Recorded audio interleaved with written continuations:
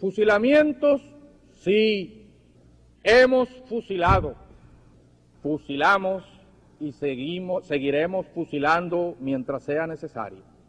Nuestra lucha es una lucha a muerte.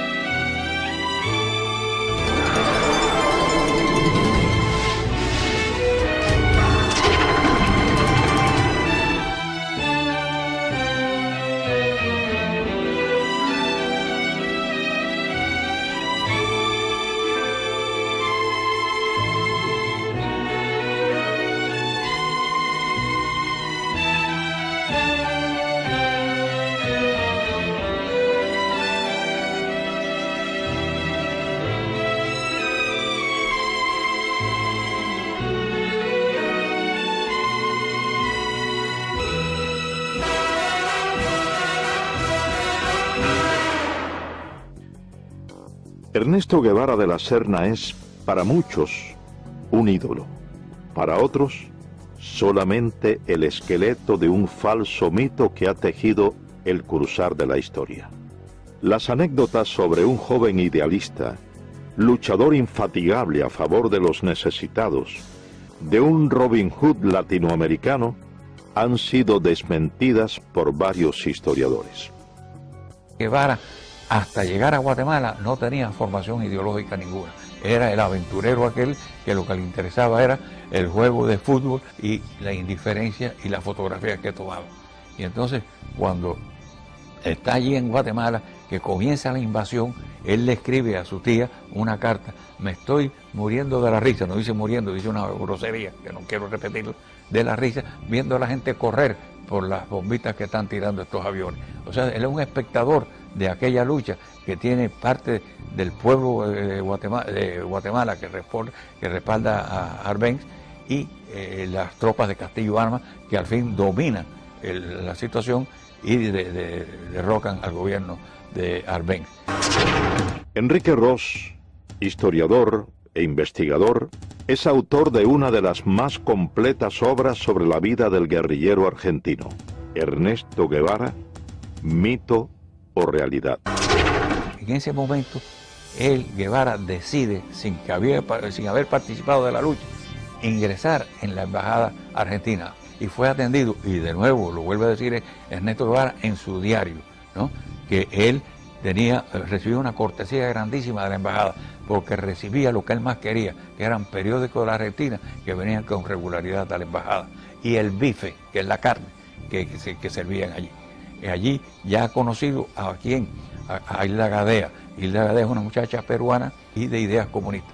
Y es Hilda Gadea quien empieza a formar ideológicamente a Ernesto Guevara y quien lo presenta a una serie de figuras, lo había presentado, del gobierno de Arbenz. Así que ahí es cuando él empieza a formarse. Y ya había ha hecho contacto también a través de Hilda Gadea con Ñico López, que es el primer cubano con quien él hace contacto en Guatemala. Es Ñico, el Flaco López, quien lo recluta y lo presenta al grupo de cubanos exiliados que militaban en el movimiento 26 de julio en Guatemala. De esta forma, Guevara inicia una faceta de revolucionario y posteriormente viaja junto al grupo de cubanos a México. Varios estudios apuntan a que Ernesto Guevara, a su llegada a México, ya tenía definido su carácter de hombre cruel, de ejecutor de sus potenciales enemigos. En carta dirigida a su amiga y exnovia Tita Infante, señala: si se hubieran producido esos fusilamientos, el gobierno hubiera conservado la posibilidad de devolver el golpe, refiriéndose al derrocamiento del gobierno de Jacobo Arbenz en Guatemala. Yo conocí a Guevara a mediados del año 56 en México. Ahí una cafetería, un bar que había ahí, por el Zócalo, pegado ahí al Zócalo, que ahí concurrían muchos revolucionarios, ¿no? De distintas tendencias, ¿no? Lázaro Guerra militó en los movimientos revolucionarios cubanos. Marchó a México en calidad de exiliado y fue uno de los sobrevivientes de la expedición del Corintia. A mí el que me presenta es Ñico López. Pero al otro día que Ñico López viene,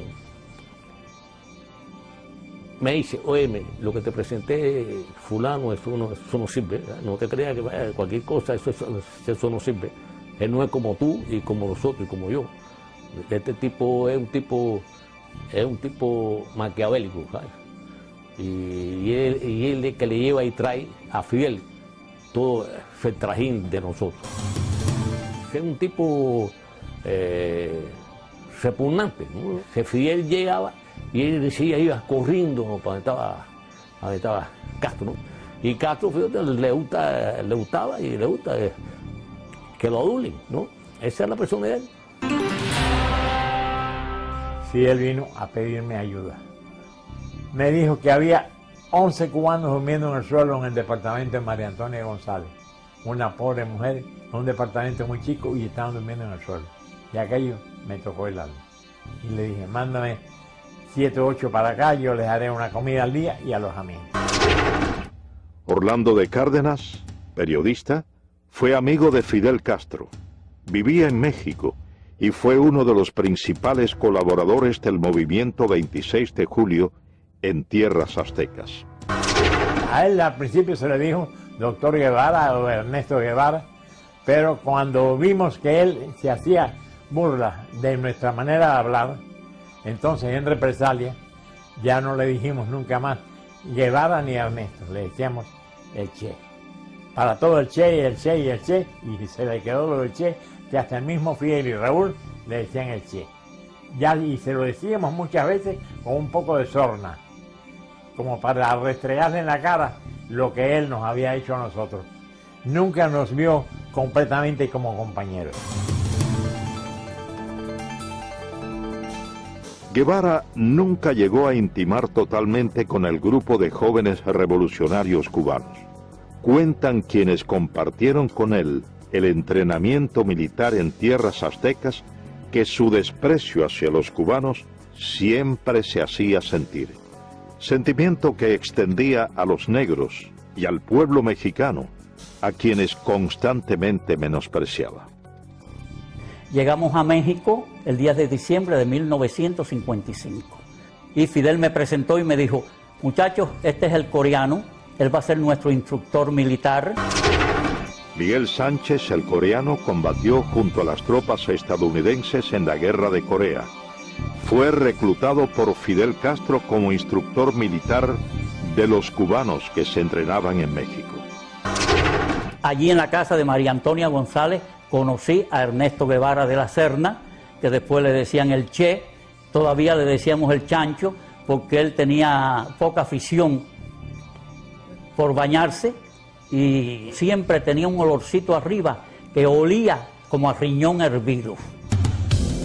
Al principio quiso entrar en indisciplina y yo lo paré tranquilamente y le dije, yo estoy a cargo del entrenamiento militar, tú no eres más que un soldado. Se me puso a echar una sonrisita y yo le dije, 20 planchas, Ernesto Guevara de la Serna, y dio las 20 planchas. Él despreciaba a los negros. Muchísimas veces tenía problemas con Juan Almeida Bosque, que le decía el negrito, y Juan Almeida se insultaba, y entonces yo dije, mira Juan, tú lo que tienes que decirle cuando te diga el negrito, dile, tú eres el chancho porque tú no te bañas. Y así se lo decía Juan Almeida Bosque. Después despreciaba a los indios. Fíjate cómo dijo, la indiada analfabeta de México. El 24 de junio de 1956, De México. El 24 de junio de 1956, un grupo de los presuntos expedicionarios es capturado por las autoridades de migración mexicana. Ernesto Guevara estaba entre ellos. Varios estudios acusan a Guevara de haber sido informante o delator al colaborar con las autoridades por temor a una posible deportación a la Argentina, su tierra natal, a principios de julio de ese año. Juan Almeida Bosque, él me dijo a mí que Ernesto Guevara de la Serna, el Che o el Chancho, había colaborado con la policía cuando nos arrestaron al grupo y lo llevaron a la cárcel migratoria de Miguel Schultz.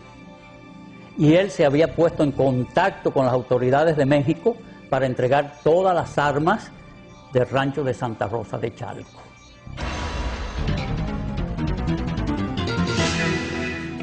A la salida de la cárcel Miguel Schultz en México, Ernesto Guevara aún tenía dudas sobre su futuro y en particular sobre su propósito de participar en la expedición a Cuba. En carta dirigida a su madre le manifestó su intención de cambiar los planes y viajar a Europa y a la China de Mao. Finalmente, Ernesto Guevara de la Serna llegó a formar parte de la expedición del Granma, sobrevive el combate de Alegría de Pío y logra posteriormente internarse junto al reducido grupo de sobrevivientes en la Sierra Maestra. Aproximadamente 2 meses más tarde, en carta fechada enero 28 de 1957, a solo 6 días de haber reconocido matar a un hombre por primera vez en el combate de Llanos del Infierno, Guevara le expresa a su entonces esposa, la peruana Hilda Gadea, quien posteriormente la publicara en su libro Ernesto, la memoria del Che Guevara. Querida vieja, estoy en la manigua cubana, vivo y sediento de sangre. Una vez se coge un guajiro que no estaba, que según los datos, según todo coincidía que él era chivato del ejército, ¿no? Pero no había una seguridad concreta, el tipo nunca confesó. Jaime Costa fue asaltante del cuartel Moncada, expedicionario del yate Granma y comandante del ejército rebelde. Fue enviado por Castro a reagrupar a los miembros del movimiento 26 de julio, exiliados en Centroamérica. Entonces se formó el tribunal y acordamos que no hay una seguridad que él haya sido un delator de una operación. Por lo tanto, no se puede quitarle la vida. Y el Che dice, bueno, si no la quitan ustedes, se la quito yo. Entonces todo el mundo se viene mirando ahí, ¿por qué tú lo vas a matar, chico? ¿Tú ves que tú no eres cubano? Es un cubano. Y no ha confesado que es delator. Y Ramiro dice que no se puede fusilar como presidente de ese tribunal. Y en ese momento, ¿qué más grado tiene? Y entonces él sacó la pistola y lo mató ahí. Y ahí donde el Che tiene la frase esa: ante la duda, no hace más nada, hay que fusilarte.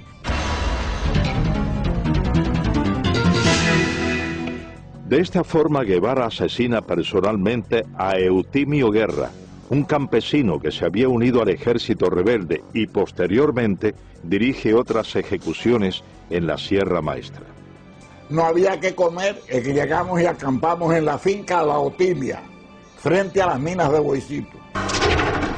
Luciano Medina fue capitán del ejército rebelde, hombre de confianza y correo de Fidel Castro. Participó en la invasión de Oriente a Occidente bajo las órdenes del comandante Camilo Cienfuegos. Llevábamos 3 días sin comer y el Che Guevara nos mandó que había que buscar un puerco.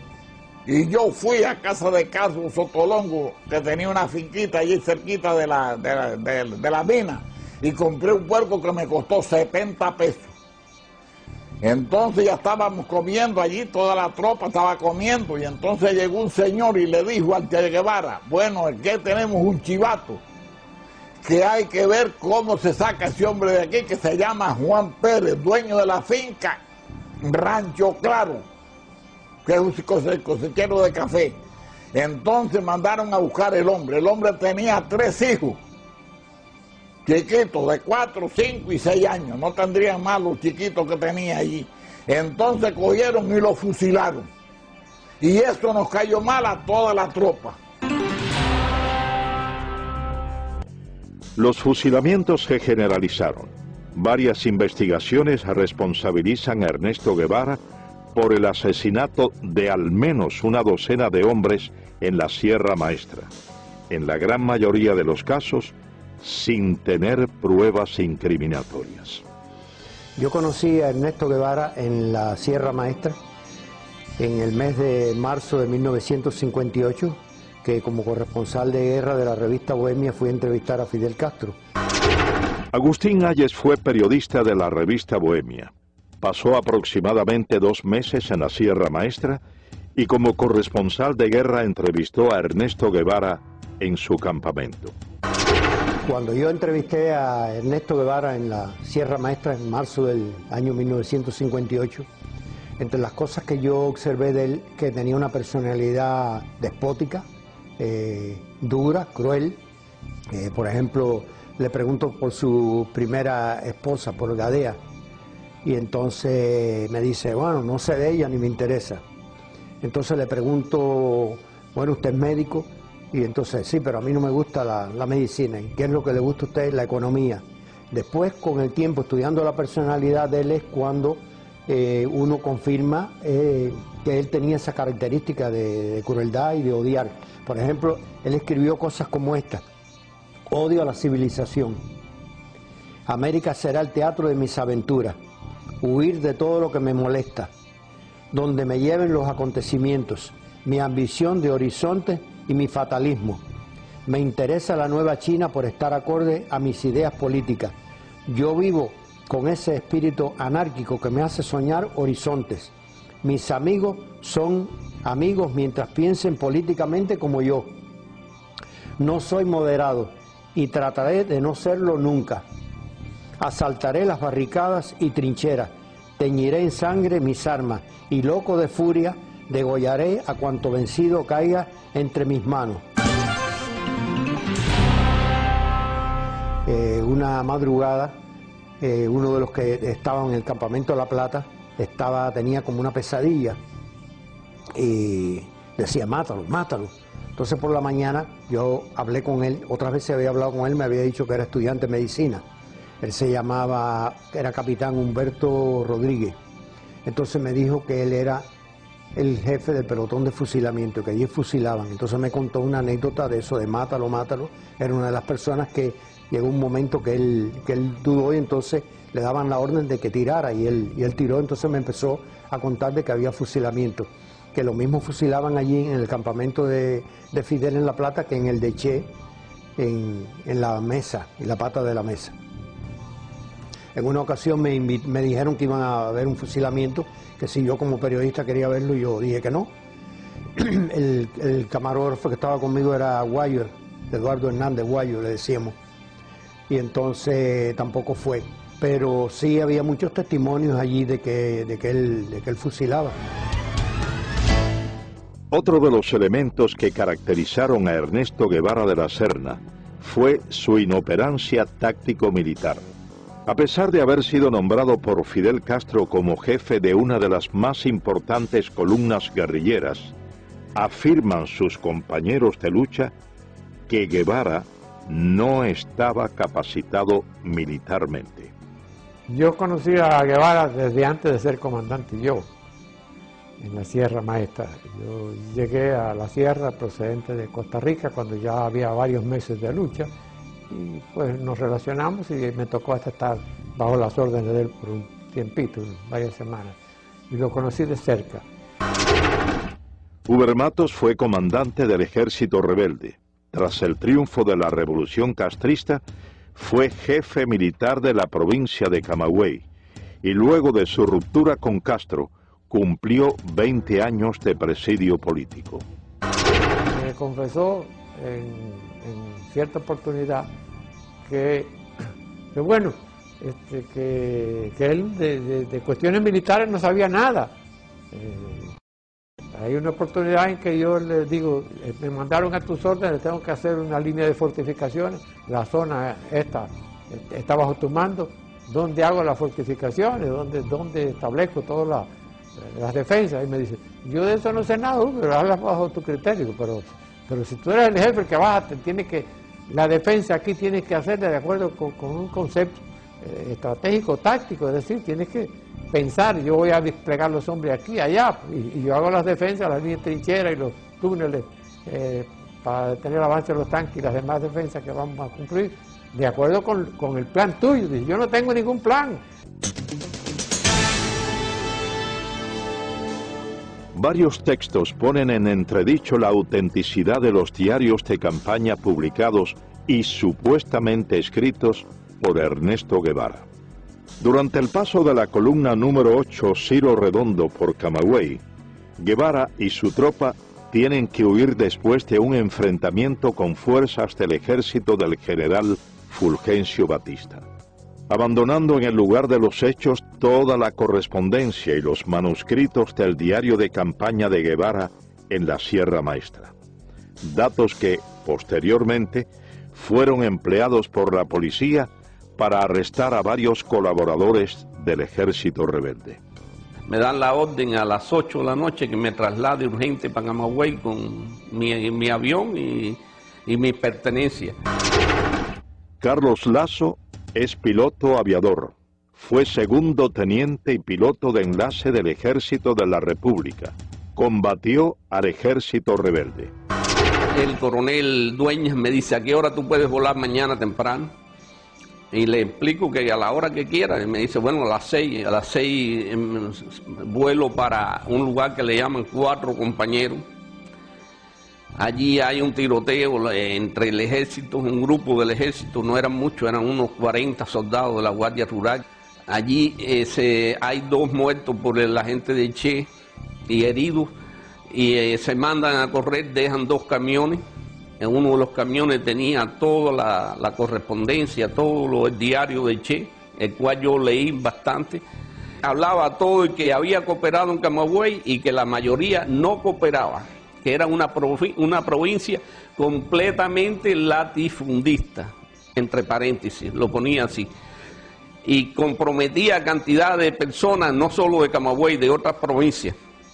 Muchos pertenecían, pero muchos, al Partido Comunista del pueblo que ellos hablaban, de Guaymaro, de Baraguá, de Florida, de todos esos lugares.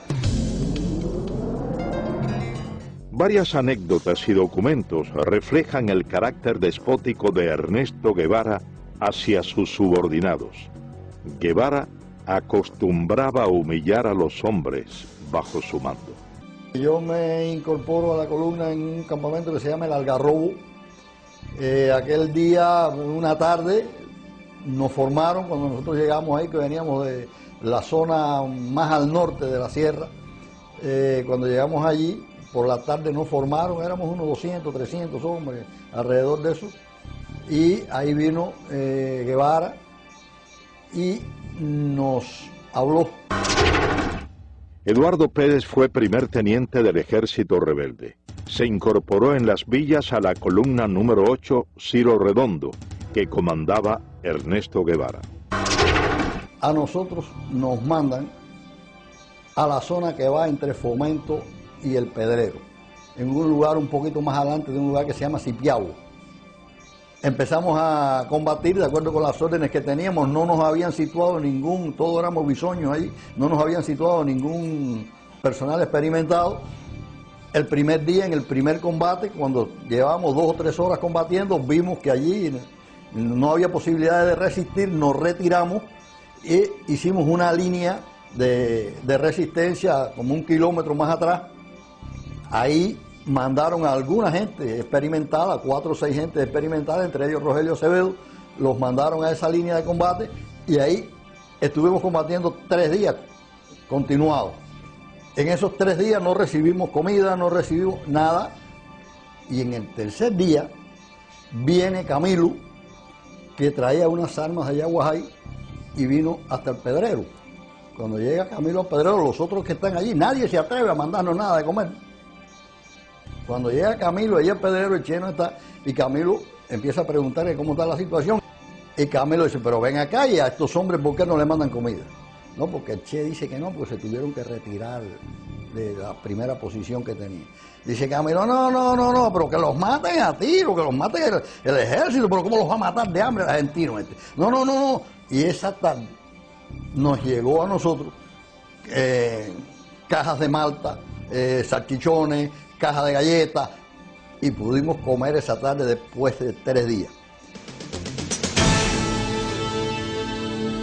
La primera misión de Ernesto Guevara tras su llegada a las villas fue tomar el control de la zona hasta ese entonces en manos de los guerrilleros que operaban en el Segundo Frente Nacional del Escambray. Guevara realiza su primer contacto con los miembros del Directorio Revolucionario Estudiantil 13 de marzo y aprovecha la reunión para dejar en claro su posición de hombre fuerte y sin escrúpulos al asesinar durante ese primer encuentro a 2 campesinos acusados de ser chivatos. Guevara llega a las villas. Él tenía un interés especial en hablar con nosotros, quizás por la aureola que representaba que los grupos nuestros estaban formados por gentes estudiantes, pichones intelectuales algunos. Roberto Bismarck fue capitán del Ejército Rebelde, miembro del Segundo Frente Nacional del Escambray, participó en el primer encuentro conocido como el Pacto o Reunión del Pedrero.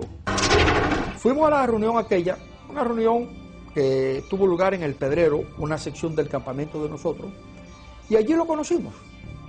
Lo conocimos como podíamos conocer a cualquier otro. Y estuvimos conversando quizá un periodo de unas 4 o 5 horas. Ese fue el contacto mío y de nosotros con este personaje. Pensamos que este hombre no tenía ninguna intención idealista ni remotamente. Por ejemplo, un hecho que resultó bastante chocante para mi persona.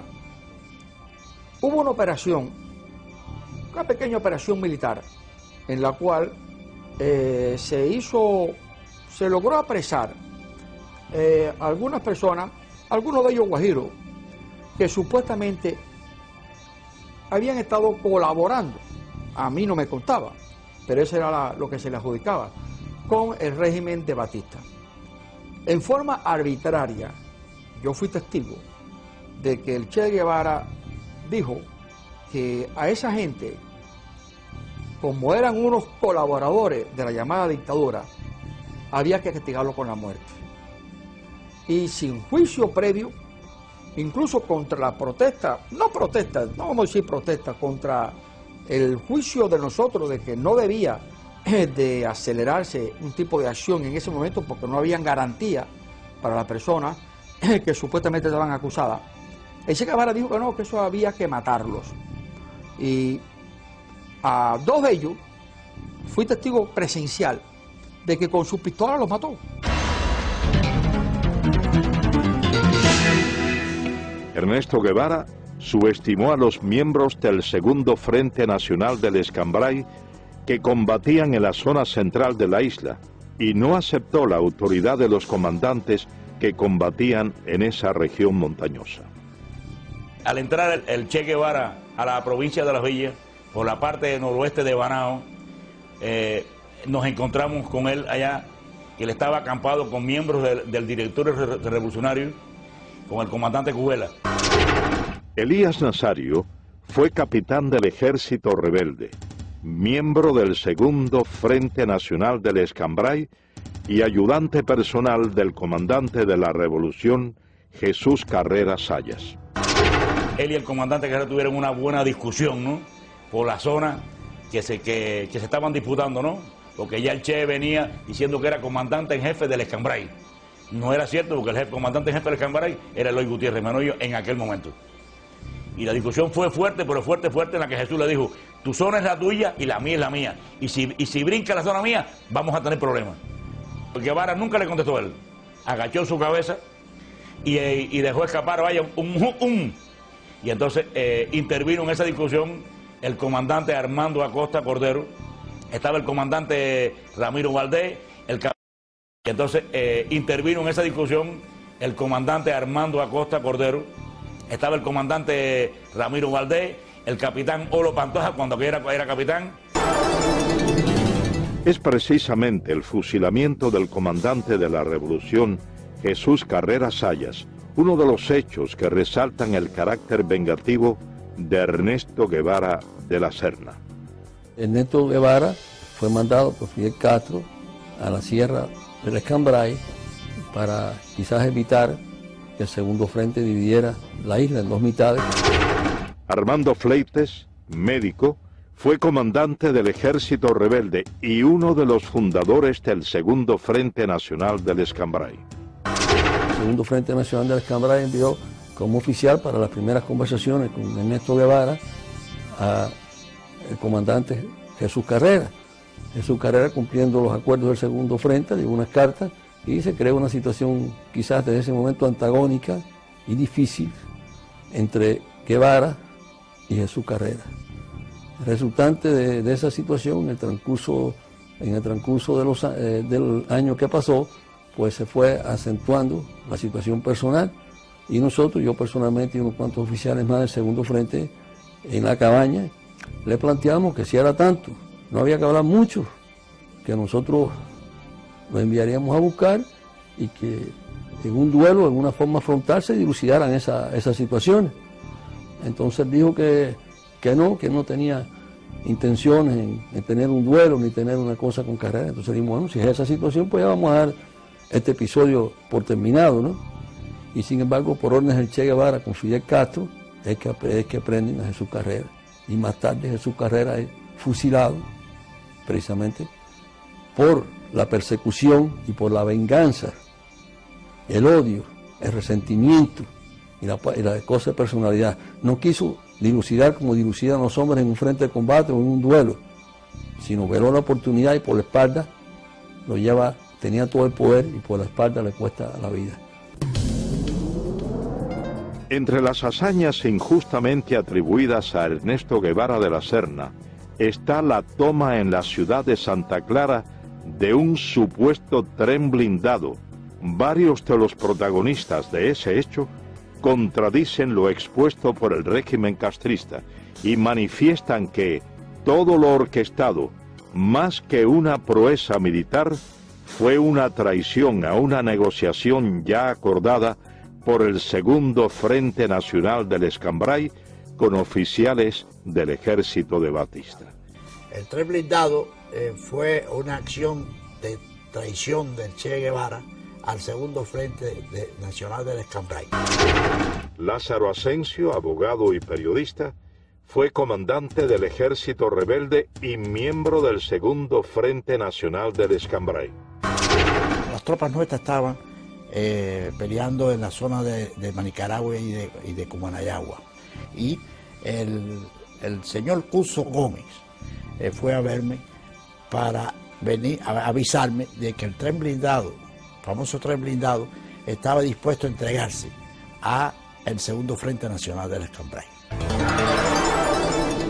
Las condiciones eran muy sencillas. El tren blindado, los elementos del tren blindado, los soldados del tren blindado iban a entrar por la zona del acueducto de Santa Clara y allí nos iban a entregar las armas con el compromiso de que ellos se quedaban allí sin pelear contra sus compañeros. Pero por filtraciones que sucedieron, el Che se entera de esa posibilidad y entonces, ¿qué es lo que hacen ellos? Atacan al tren blindado antes que darle la oportunidad que el tren blindado se entregara a nosotros y ahí se produce el ataque de Santa Clara. Es precisamente a raíz de la entrada a la ciudad de Santa Clara de la columna número 8 Ciro Redondo, comandada por Ernesto Guevara, cuando comienzan las ejecuciones indiscriminadas tal y como había ocurrido en la Sierra Maestra.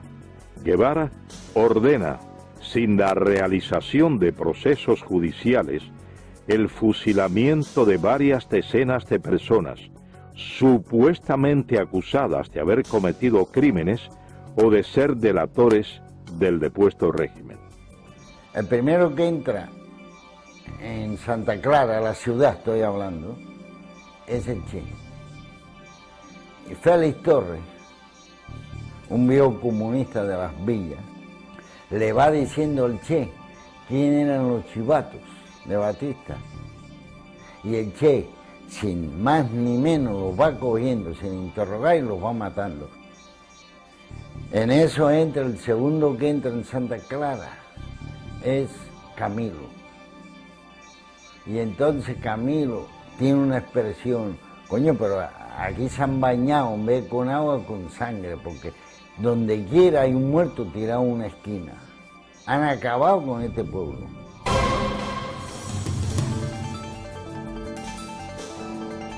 Triunfa la Revolución Cubana. Ernesto Guevara es nombrado jefe de la fortaleza militar de La Cabaña. Guevara lanza un feroz operativo contra todos los militares del depuesto régimen. Se crea la llamada Comisión Depuradora. Estuve trabajando en la fortaleza de La Cabaña a las órdenes de Ernesto Che Guevara, que era el jefe militar de esa fortaleza. Napoleón Vilaboa había sido miembro del movimiento 26 de julio.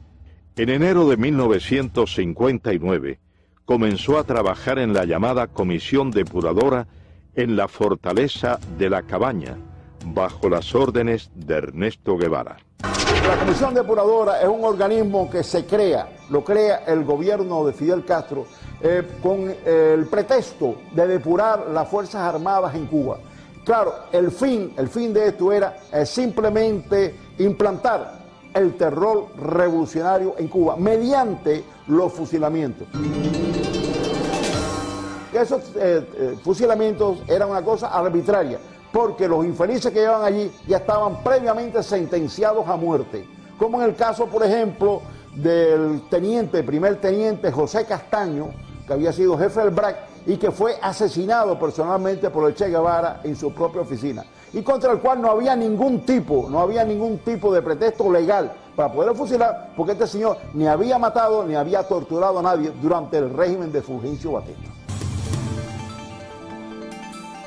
Mi padre fue asesinado por Ernesto Guevara el 7 de marzo de 1959. La razón por la cual Ernesto Guevara mata a mi padre es por la razón de que mi padre tenía un extenso conocimiento sobre las actividades comunistas en Cuba. Desde hacía 2 o 3 años, mi padre era el segundo jefe, primeramente del Servicio de Inteligencia Militar y después del BRAC, que era el Buró de Represión de Actividades Anticomunistas. Mi padre poseía uno de los mejores archivos de todo el sistema comunista que funcionaba en aquel entonces en todo Centro y Suramérica. Las condiciones en las que fue asesinado, él estaba preso en La Cabaña desde hacía aproximadamente 3 meses, y cuando llegó el juicio, que se hizo el 6 de marzo, se hizo un juicio que prácticamente no tenía sentido. El tribunal lo sentenció a muerte aproximadamente a medianoche, y entonces se hizo una evaluación del caso de Castaño y se mandó una, podemos decir, una comisión para que se hablara con Fidel Castro en ese momento para que no se matara al teniente Castaño, ya que el teniente Castaño no tenía ningún muerto ni ninguna persona que haya sido herida o maltratada por él. Cuando Fidel se comunicó con Ernesto Guevara le dijo que ya era muy tarde, que la orden ya había sido hecha por él, y él en su despacho primeramente lo interrogó, lo maltrataron físicamente, y como no se podían poner de acuerdo de ninguna forma, el Che Guevara, dándole una vuelta a la oficina con su pistola, le dio 2 balazos en la cabeza. A Ernesto Guevara se le atribuye el fusilamiento de varios centenares de hombres, en su mayoría miembros del antiguo régimen, durante los aproximadamente 4 meses que estuvo al frente de la fortaleza militar de La Cabaña. El Che tenía solamente una divisa: ustedes están aquí para pasar los expedientes rápido. La comisión está trabajando muy lentamente y nosotros tenemos que ir juzgando a todos estos criminales lo más rápido posible. José Vilasuso, abogado, comenzó a trabajar en enero de 1959 bajo las órdenes de Ernesto Guevara como instructor de expedientes en la llamada Comisión Depuradora. Me llamó la atención la forma como él me adoctrina, ¿verdad? La forma como él me dice lo que tiene que ser mi trabajo. Dice, mira, aquí esto es un tribunal muy sencillo, todo lo que ustedes tienen que hacer es instruir los expedientes. El oficial investigador siempre tiene la razón, siempre dice la verdad. O sea, no tenemos más que aceptar, acogernos a lo que él dice en el informe. Tú vas a organizar, vas a instruir tus expedientes y después los pasas al Ministerio Fiscal. O sea, la labor es bien sencilla, es una labor de profesional, pero muy limitada. Esas fueron más o menos sus palabras, es la idea. Dice, de luego, pues se me echó así para atrás, ¿no? Sonriente, y me dice, aquí vas a ver cosas muy sabrosas, ¿sabes? Guardé silencio y al día siguiente comencé a trabajar. Allí se generalizaba con un eslogan político. Son asesinos, son criminales, pertenecen a una dictadura, tienen que ser ajusticiados. Eran hombres que no vamos ahora a juzgarlos, ¿verdad? Pero no nos correspondía a nosotros ejecutarlos. Yo preparando la sentencia y él pues dirigiendo el paredón. Fui al paredón. Me acerqué al lugar, me paré junto a los postes. Me fijé bien el lugar donde se situaban los reos. Efectivamente el paredón estaba a la espalda y más o menos lo que era la altura del pecho a la cabeza, pues se veían los impactos de las balas, ¿no? En una línea recta. La sangre coagulada a los pies, porque claro, se sacaba el cuerpo inmediatamente después de la ejecución, pero aquello quedaba tinto en sangre. Ahí estuve mucho rato, imaginando qué es lo que es un hombre parado, amarrado a un poste, y 6 hombres que no lo conocen, a quienes nada le hizo, quien por la razón de vestir un uniforme distinto va a ser ejecutado. Sin la presencia de pruebas incriminatorias, sin la posibilidad del ejercicio de una defensa justa, cientos de hombres fueron condenados a la pena de muerte por fusilamiento mediante sentencias preestablecidas en los denominados juicios sumarísimos. Ernesto Guevara preparó a muchos de sus hombres de confianza, quienes dirigieron o firmaron las ejecuciones a lo largo y ancho de la isla con la misma falta de escrúpulos que su jefe. Y estoy en el despacho del jefe del regimiento de Santa Clara, que era Ramiro, pero Ramiro no funcionaba ahí, Ramiro se pasaba, yo no sé en qué andaba, pero no estaba en el despacho. El que estaba era Olo, con Olo Pantoja yo tenía buenas relaciones, yo me llevaba muy bien con Olo, tenía un gran aprecio. Orlando Olo Pantoja fue capitán del ejército rebelde, fue hombre de la entera confianza de Ernesto Guevara, murió en Bolivia como miembro de la guerrilla guevarista. Entonces yo estoy en el despacho, sentado y conversando con Olo, y diciéndole que tiene que licenciarme, que si no, que me vayan a coger preso, porque a mí el ejército no me interesa. Me dijo, está bien, vamos a licenciarte, y mandó a uno allí que me hiciera los papeles. Entonces, entra un soldado y le da un papel, y le dijo, mira, eso de las crucecitas son los que van a fusilarse mañana. Y yo voy y me pongo por detrás de él, porque había amistad. Y le digo, ven acá, Olo, y esa gente ya lo jugaron. Y dice, no, eso lo van a jugar esta noche. Digo, pero ¿cómo se lo van a jugar esta noche? Ya saben que van a fusilar mañana. Dice, bueno, eso es así. Estando yo unos 15 días preso en la cabaña, me llaman por los altavoces del penal a la oficina y me encuentro allí con Aleida March y con Ernesto Guevara. Ernesto Guevara caminando por todo aquel pasillo con las manos a la espalda y yo sentado con Aleida March. Roberto Martín Pérez, amigo de la infancia de Aleida March, segunda esposa de Guevara, fue dirigente de la conspiración de Trinidad y cumplió 28 años de presidio político en Cuba. Y de buenas a primeras ese individuo se me para enfrente y me dice, a ti hay que fusilarte. Yo tenía antecedentes de que Ernesto Guevara en muchas ocasiones anteriores había sacado a los hombres de ahí presos y los había fusilado sin un previo juicio. Así que no me extraño nada de esta bravuconada de este hombre. En las gestiones que estábamos haciendo para tratar de salvar a mi hermano antes del juicio final, yo había ido a la cabaña con el ingeniero Viamonte, que trabajaba conmigo en la compañía de electricidad, a ver a Guevara, ya que él había estado alzado con él en la sierra. Entonces Guevara lo recibió muy bien, allá con las patas encaramadas arriba de un escritorio, sin zapatos, rascándose los chicotes ahí como si fuera no sé ni qué. A mí me causó muy mala impresión.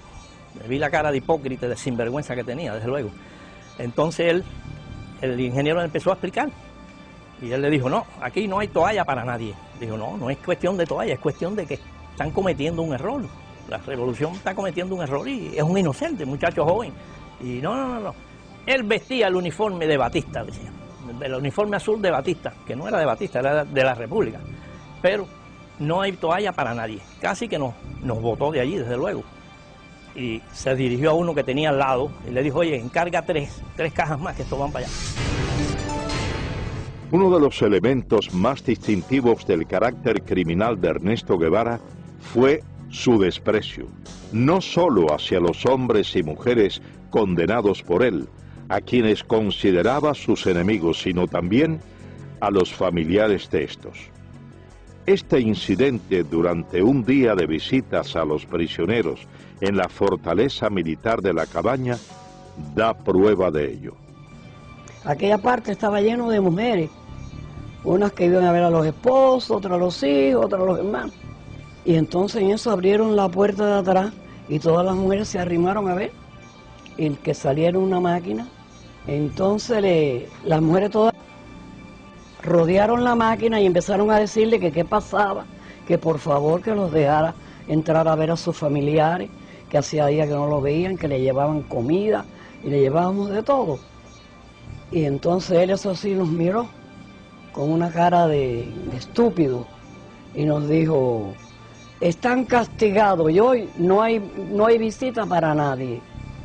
Al decir eso todas las mujeres empezaron a gritar y empezaron a coger el carro y a darle por un lado y por el otro y por el otro y lo movían todo. El chofer le dijo, sube a la ventanilla, y eso así lo subió y entonces llamó por teléfono y vino una patrulla de soldados de esos con una fusta y a todo el mundo le empezó a dar. Tras aproximadamente 4 meses al frente de la fortaleza militar de la Cabaña, Ernesto Guevara ocupó varios cargos durante el comienzo de la Revolución Cubana. Primero, fue presidente del Banco Nacional de Cuba y posteriormente ministro de Industrias. En todos estos, primó su incapacidad profesional y una constante, sembrar el terror como base o medio para el sometimiento.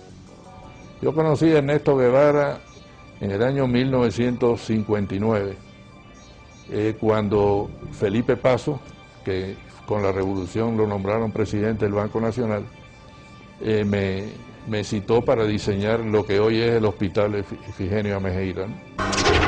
Nicolás Quintana, arquitecto, fue designado para diseñar el edificio del Banco Nacional de Cuba, posteriormente transformado en el Hospital Hermanos Almejeira. Cuando Ernesto Guevara sustituye a Pasos en el Banco Nacional, lo primero que hace, como que éramos los arquitectos del edificio, nos invita a mi socio Miguel Ángel Moenque y a mí. Yo me encuentro a este señor en el despacho donde tantas veces yo había ido, ¿no? Cuando Felipe estaba, con los pies arriba de las mesas, una bota se la había quitado, las medias estaban rotas y me acuerdo todavía como si fuera hoy los dedos que se meneaban. Y a mí aquello me pareció una cosa kafkiana, ¿no? Porque me pareció increíble que el presidente del Banco Nacional de Cuba fuera ese personaje que estaba sentado allí. Entonces su primera frase fue: usted es burgués, ¿no? No sé por qué, me la cogió conmigo, ¿no? Yo dije: no, comandante, yo no soy burgués. Ah, ahora usted es revolucionario. No, no, yo no soy revolucionario. Burgués era mi bodeguero. Yo soy gran burgués. Nací con una cuchara de plata en la boca y me he pasado la mitad de mi vida trabajando para ayudar a los que nacieron sin ella. Por lo tanto, tengo la moral para poder hablar. La respuesta fue: usted tiene 3 alternativas. Y me metió los dedos en los ojos. Una alternativa es que usted se va de Cuba. La segunda alternativa son 3. Es que usted se va de Cuba. La segunda alternativa son 30 años. Fíjate con la facilidad, ¿no?, que este señor disponía de la vida de la gente. Y la tercera alternativa, como usted es gran burgués, es el paredón de fusilamiento. Me dicen: óigame, el comandante Guevara ha llamado y dice que quiere que el ministro vaya a verlo al Tribunal de Cuentas. José M. Illán, economista, fue subsecretario de Hacienda y miembro del primer gabinete ministerial de la Revolución Castrista en 1959. Y me dicen: bueno, mire, yo estoy aquí reunido con la Asamblea de los Cultivadores del Tabaco. Nosotros le decíamos los tabaqueros. Y ellos tienen un problema grave. Ellos no pueden pagar los impuestos. Hay que suprimir ese impuesto que ellos tienen que pagar. En ese momento yo me olvidé de que era el comandante Guevara y de que era comandante de la revolución y que era un tipo de tira-tira y que estaba matando gente en la cabaña, y simplemente actué como el profesional que era. En todo el tiempo que estuve frente a ese caballero, en ningún momento me insinuó que nos sentáramos a hablar. En ningún momento movió su mano, y yo tampoco la mía, para estrechar mi diestra. Y su desplante era absoluto ante un civil, un cubano más, que venía aquí y que se había atrevido a decirle que no a lo que él había propuesto. Pero como él no sabía de lo que estaba hablando, era la técnica que muchos de ellos usaban y la gente por miedo no se le enfrentaba. Yo estuve involucrado con Fran País en la lucha contra Batista y durante esa lucha conocí al Che Guevara. José Pepín Pujols fue miembro del movimiento 26 de julio. Fue llamado por Guevara para colaborar como supervisor de la planta de níquel y cobalto de Moa y práctico de puerto. Entonces, él, que ya nos conocíamos, me encomiendan la labor de ir a Moa para hacer un reporte y preparar el puerto para recibir todos los petroleros, todos los barcos. Y cuando yo vuelvo en una de las tantas reuniones que tuvimos en La Habana, entró un ayudante del Che con un montón de papeles y se quedó parado. Entonces el Che le dijo: ¿qué quieres? Le dice: pasa que estos son revolucionarios. Los papeles eran los fusilamientos del día siguiente. Él cogió todos los papeles, los firmó sin mirar, porque no importaba quién fusilaba, había que fusilar para sembrar el terror. Entonces muchos de los ingenieros jóvenes hablaban con él bajo la intimidación que tenía, de esa arrogancia, de decirte: la revolución no tiene a menos fusilar al mejor de los comandantes, así que no es nada fusilar al mejor de los ingenieros. Todo el mundo trabajaba bajo esa presión de no equivocarte. Entonces tú te limitabas a hacer las cosas en la manera más segura. Como práctico de puerto, es un riesgo entrar un barco de noche. Pues no, cerré el puerto y el barco se tenía que quedar esperando allá afuera, que le costaba, incrementaba el costo de demoras. Pero todo el mundo empieza a trabajar con temor. Ernesto Guevara de la Serna, a pesar de ser tan cruel y despiadado con sus enemigos políticos y practicar el despotismo en exceso y en ocasiones la indiferencia con sus subordinados, siempre sintió temor al enfrentar a Fidel Castro. Varias investigaciones muestran que desde el primer encuentro entre ambos en Ciudad de México en 1955, Guevara mostró ese sentimiento y Fidel Castro, al constatarlo, llegó hasta abusar del guerrillero argentino. Mientras yo esperaba allí en el tercer piso, hablando con Fidel, ese día que me empezó a preguntar cómo andaban las cosas, y yo igual. José Ignacio Rasco, abogado, compañero de Fidel Castro durante 11 años de la etapa estudiantil, fue llamado por este a colaborar con la revolución en el año del triunfo insurreccional. Y en eso llega el Che Guevara, y el Che Guevara le dice algo a Fidel que había que proteger a un señor que estaba acusado de que podía traicionar a la causa revolucionaria y que había que fusilarlo.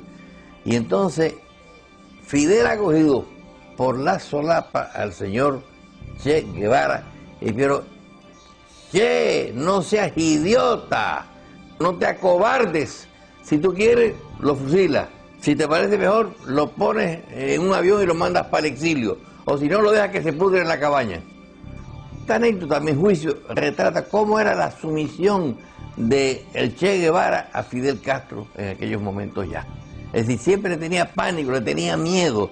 Podían discutir mucho, pero al final el Che siempre agachaba la cabeza. Tras apenas 4 años de haber llegado al poder, Ernesto Guevara se convierte en una de las principales banderas propagandísticas de la Revolución cubana. Durante su intervención ante la Asamblea General de las Naciones Unidas, el 11 de diciembre de 1964, Guevara, haciendo uso de su derecho a réplica y debido a las constantes interrogantes de los delegados presentes, reconoce la realización de ejecuciones en la isla. Fusilamientos, sí, hemos fusilado, fusilamos y seguiremos fusilando mientras sea necesario. Nuestra lucha es una lucha a muerte.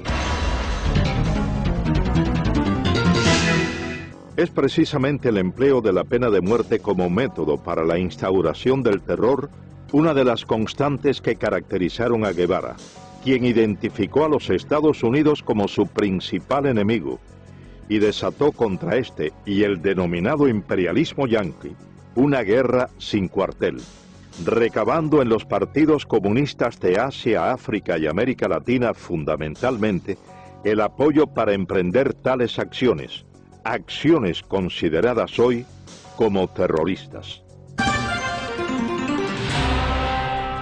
Durante su mensaje a la Tricontinental, Guevara proclama textualmente: el odio como factor de lucha, el odio intransigente al enemigo, que impulsa más allá de las limitaciones naturales del ser humano y lo convierte en una efectiva, violenta, selectiva y fría máquina de matar.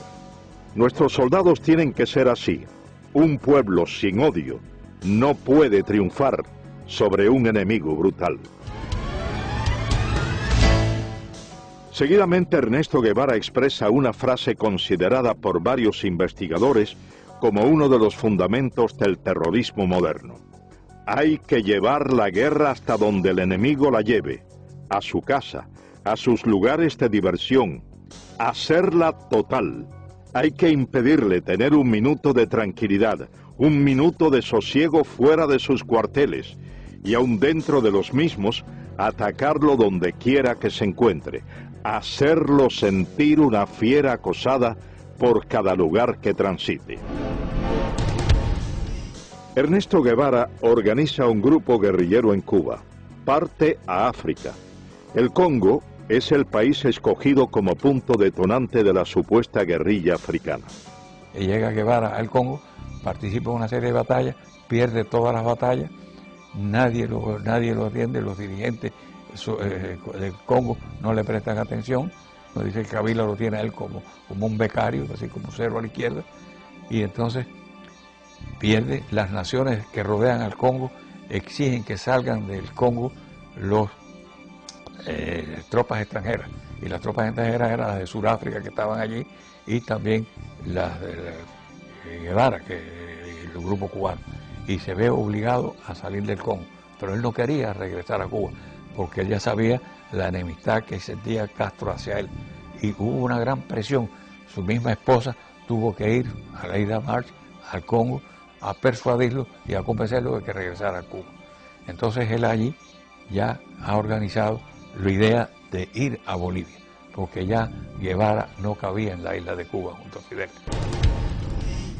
Tras ser derrotado en África, Guevara regresa a la isla y prepara una nueva aventura. Esta vez, el blanco escogido es Latinoamérica. Junto a un reducido grupo de hombres de confianza, marcha a Bolivia.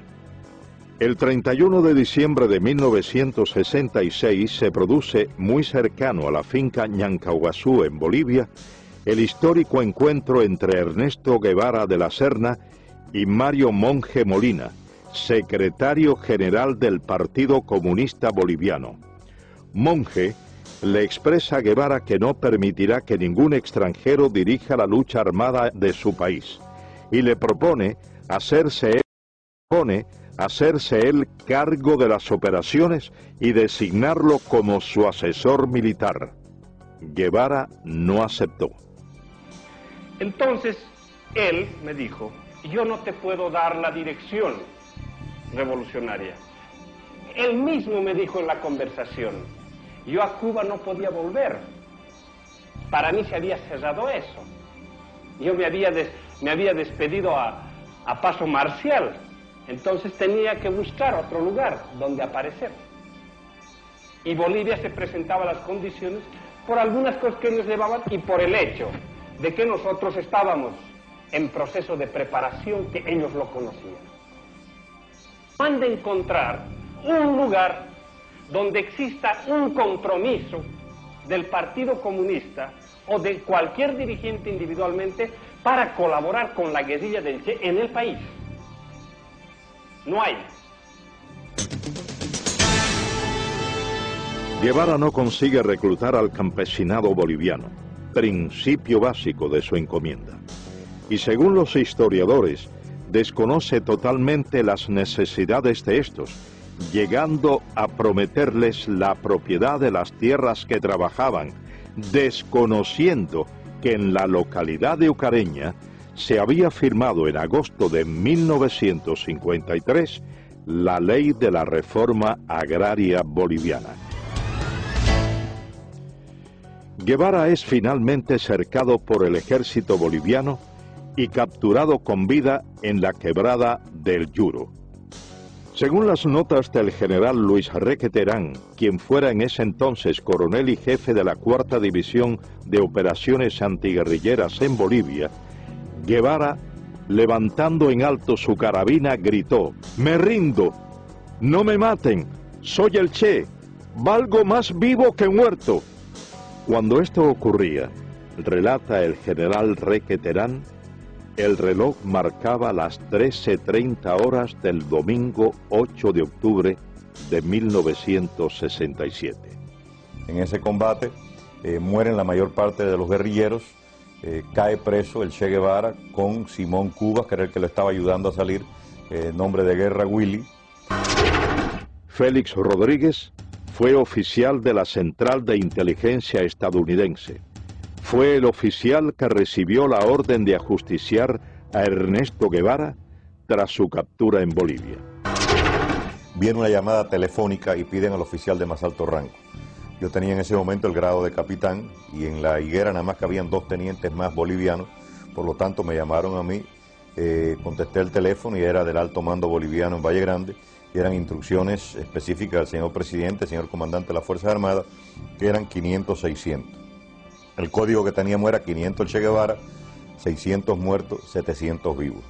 Pido que me lo repitan y me confirman 500-600. Cuando viene Centeno, lo llamo a un costado y le digo: mi coronel, hay órdenes de su gobierno de eliminar al prisionero. Y le doy los códigos. Las órdenes de mi gobierno es tratar de mantenerlo vivo a toda costa. Nosotros tenemos aviones y helicópteros para transportarlo a Panamá para interrogatorio. Con eso me mira y me dice: mira, Félix, usaba el nombre de Félix Ramos. Dice: hemos trabajado empíricamente, te agradecemos mucho, pero estas son órdenes del señor presidente y señor comandante de las Fuerzas Armadas. Si yo no la cumplo, a mí me votan deshonrosamente. Miró su reloj y me dijo, tienes hasta las 2 de la tarde para interrogarlo. Nuestro helicóptero va a venir varias veces, va a traer comida y municiones para nuestros soldados y se va a llevar nuestros heridos y nuestros muertos.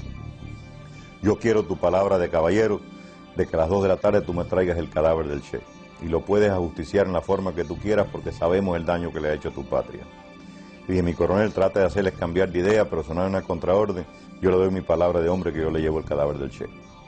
Entré a la habitación, él estaba sentado en un banquito, yo le había quitado las amarras al principio de nuestra conversación y se sentó ahí. Me le paré enfrente y le digo, comandante, yo lo siento, son órdenes superiores, yo he tratado. Se puso blanco como un papel pensando que era yo el que le iba a tirar. Salí de la habitación, aquello estaba lleno de soldados afuera, obviamente estaban escuchando la conversación y estaba el teniente Pérez al lado del sargento Terán. Y entonces le dije al sargento, sargento, no le tire de aquí para arriba, tírale de aquí para abajo, son órdenes de su gobierno, se supone que este hombre muera de heridas en combate. El sargento Mario Terán cumplió las órdenes transmitidas a Félix Rodríguez desde La Paz. Con la muerte de Ernesto Guevara quedó desarticulado el foco guerrillero.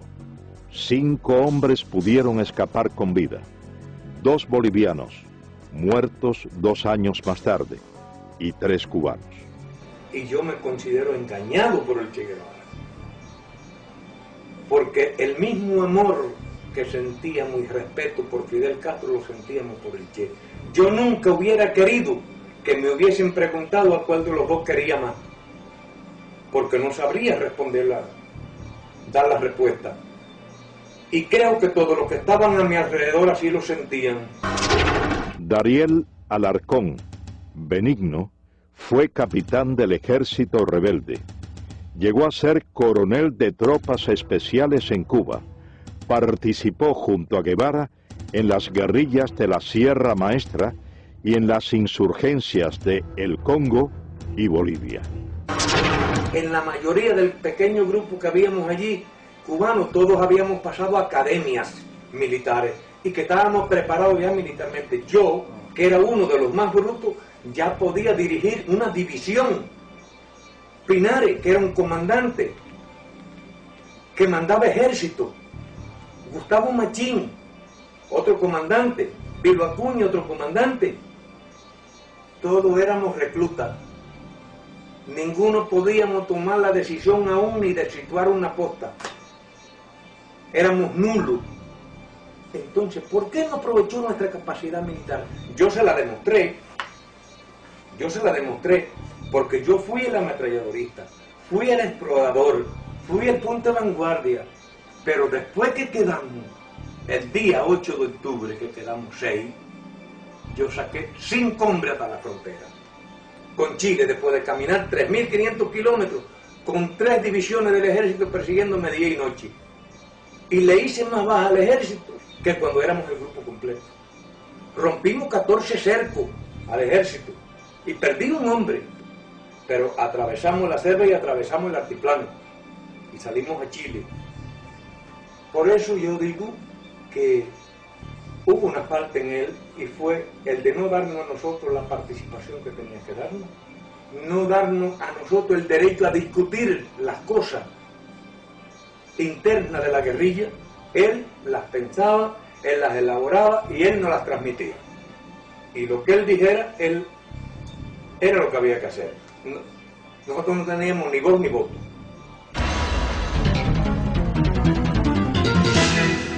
Ernesto Guevara de la Serna finalizó su aventura como guerrillero en La Higuera el 8 de octubre de 1967.